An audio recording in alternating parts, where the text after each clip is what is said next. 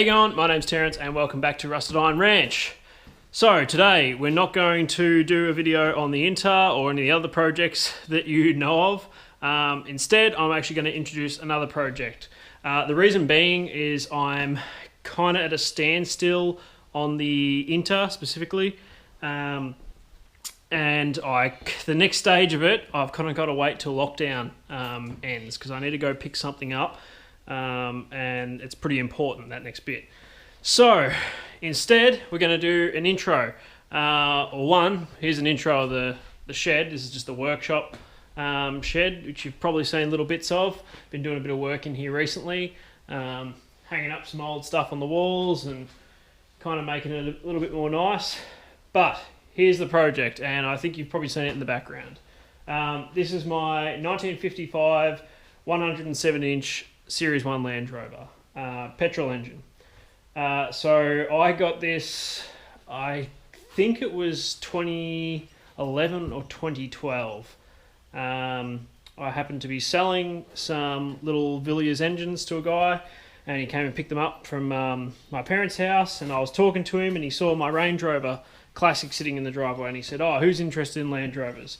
And I said, "Oh, that'd be me." And he said, "Oh yeah, we've got an old one out at the farm."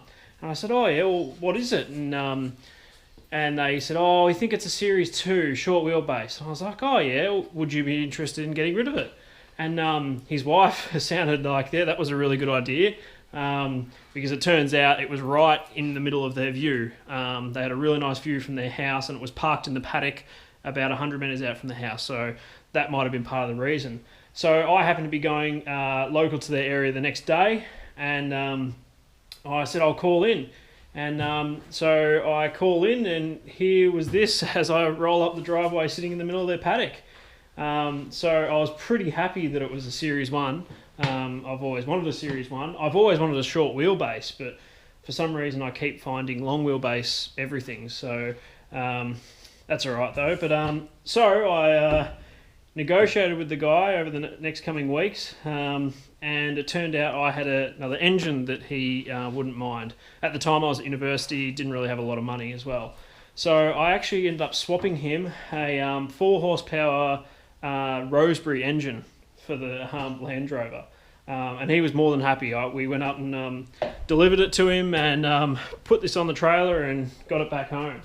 And it's pretty much, as you see it here, is how I got it. I did put some MDF down in the back. We used it for our photos for our wedding 2 years ago now. So it did get an outing then. It got a bit of a spruce up just before that. So apart from the wood on the tray, which is going to get replaced anyway, and the tyres that I only just put on there recently, they're actually Parenti wheels and tyres. I bought off a bloke on Marketplace for $100. The original ones, it was a mix match set, and they kept going down in the shed here, so I thought I'd put these on. It's, yeah, as I got it. So today I actually just want to roll it out the shed and give it a degrees and a spray off with a Karcher, just because I plan on doing a little bit of work to this now. So I don't really like starting another project, a big project, if I haven't really finished the other one. But I think, yeah, with the standstill that the Inter's at, and I'm going to be doing a few of the same jobs that I've done to the Inter to this anyway, so I'm happy to just tick off a few of the jobs that this needs doing. And it's a different project as well. The Inter's really we'll call it like a truck build, because I'm customizing a few things. It's getting an engine swap, all the rest of it. Whereas this, I'm not going to say it's a restoration, because I don't like new paint and all the rest of it. So it's going to look exactly like you see it here. I probably will put its original wheels back on at some point, but I want it to look old. So I think I've said it before, it's not a restoration, it's a make it work. So we want everything to work as it should, but I want it to look old still. And I do kind of want that rugged patina and the just the little things that make the Land Rover so iconic left. So the interior, pretty basic. We're missing all our cushions from the back, but I do have all the seat backs, which is really handy. This is just a slide-in seat out of a Series 2A that I've got. I just set it in there. But everything is there. Surprisingly, a few of the lights and that actually still work. So adding to the story of where I found it in the paddock, it actually sat in the paddock with the doors off for however long. They'd used it on their farm, driving around, just doing normal farm things, using the tray for whatever, fencing, spraying, or all sorts of things. But they'd taken the doors off, so the doors were sitting up, just up against one of the sheds that they had there. But I think the good thing about having the doors off was the inside was really clean. So I've probably cleaned this a couple of times since I've had it. But there was no leaves or anything or dirt sitting in anything, because when it had rained, it had just got completely washed out. So the car was in really good nick because of that. Yes, it had got wet, but it hadn't sat underneath the tree and it hadn't accumulated dirt, leaves, all the rest of it. So it's a little bit heavy with this tyre on here, but I'll try and get that. Line it up. So original petrol 4-cylinder, original radiator. The only thing I think isn't original under here, and I had someone tell me this because I didn't actually pick it at first because it looked factory, is this crankcase breather. So usually I think this is just the fill usually, and that comes off, and I think there's just like a little maybe even a dipstick or something, or just a cap on that. But this actually has like a rebreather that goes across to your air cleaner, which I thought, with the job done on the air cleaner and this breather, I thought was original. And it's also got a Strongberg carby instead of the Solex, I think the original ones were. So that appears to be off a 161 cubic inch Holden 6-cylinder. So part of what I'm going to do today, I actually degreased this in the shed the other day. I want to really clean up the engine bay, so then I can pull the carby in the next coming weeks, and I just need to get a few numbers off that to make sure I buy the right rebuild kit. So it does run and drive, it has no brakes, the handbrake does work, so I can stop it, and it does start pretty well, but it's got like a bit of a flat spot in the acceleration. So if you kind of slowly put the throttle on, it might rev up. You kind of have to nearly blip it a few times, just hit it a few times and get the revs up in increments, because it's just it splutters and it carries on if you just try to slowly feed it in as you would. So yeah, with that I've probably talked way too long, but there's a little bit of an intro to the Land Rover. I'll start it up, we'll back it out, and we'll degrease it and spray it off.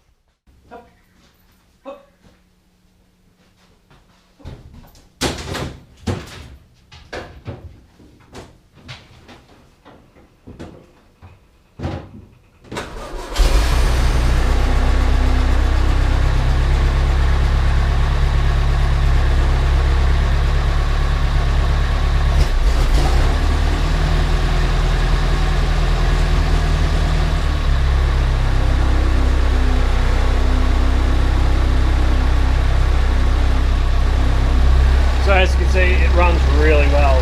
That started straight up, no camera editing there. I just had to put a little bit more fuel in it, and I just tested that the accelerator pump was working. That's it. Yeah, runs really well. Not smoky at all. I don't plan on rebuilding the engine. I really only plan on putting some gaskets where it needs it, thorough clean. It's never even had spark plugs, and it starts and runs like that. So yeah, there's not a whole lot I plan on doing with it. It does have the original, what are they called? Like a diaphragm fuel pump. The ones that flap and make a whole lot of noise. That one doesn't work. They've got like a point set up in under their little Bakelite cap. And that one doesn't actually work. So I've put in underneath the seat It's got one of those faucet type ones, the little gold, they're about that long type thing, 12 volt. So I've actually just put that down in under the seat, and it's pulling out of the tank and pushing up, and it's still pushing through the original fuel pump. So I haven't changed any of the piping or anything like that. Okay, so I'll put the bonnet down, we'll back it out. I might even do a couple little loops around the roundabout at the front, and bring it back here, and yeah, we'll give it a wash.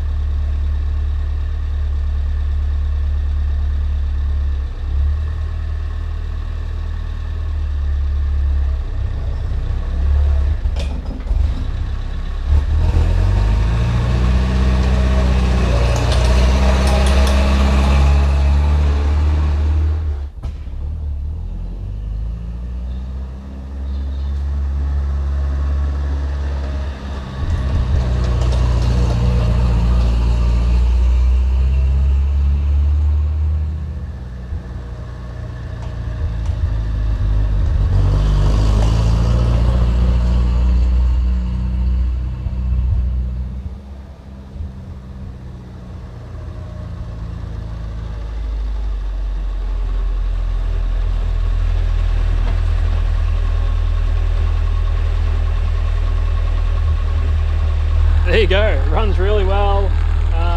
The gearbox seems really good, or as good as they can be, really. Changes through the gears well. Handbrake works really well, like I said. So that's what I stopped with just then. Brake pedal is rock hard. But yeah, it's really good. It's got about 45 pound of oil pressure just sitting here idling. Doesn't seem to get hot. All the gauges seem to work. So if I turn the lights on, have a look over here, I don't know if you can see that. Our light on the dash comes on for our high beam, main beam they call it, on off. You can see the charging rate goes down a little bit when I turn the lights on and off. Lights on, lights off. Don't really know what some of these other switches are. But yeah, it runs pretty well. Yeah, alright. We'll get the Karcher out. We'll give it a clean. He's falling asleep.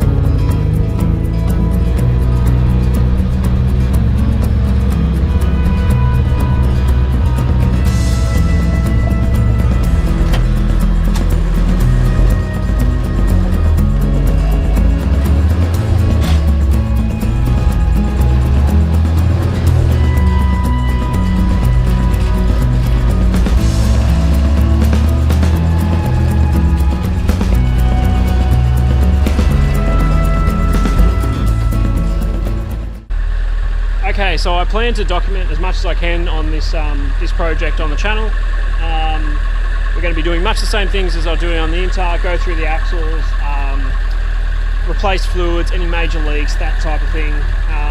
Engine-wise, just a few gaskets here and there, a good service, and that's about it, hopefully.